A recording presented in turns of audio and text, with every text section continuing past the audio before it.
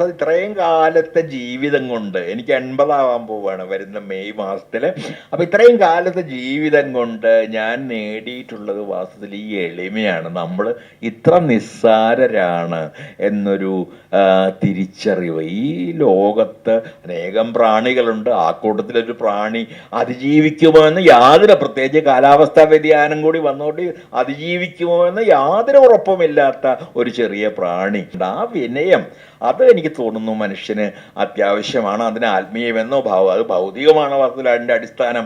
ഭൗതികമെന്ന് വിചാരിച്ചോളൂ, ആത്മീയമെന്ന് വിചാരിച്ചോളൂ, എന്ത് പേര് വിളിച്ചാലും ഈ തരത്തിലുള്ള ഒരു അടിസ്ഥാനപരമായ സ്വന്തം സ്ഥാനത്തെക്കുറിച്ചുള്ള ബോധം, അതെനിക്ക് തോന്നുന്നു വളരെ വളരെ പ്രധാനമാണ്.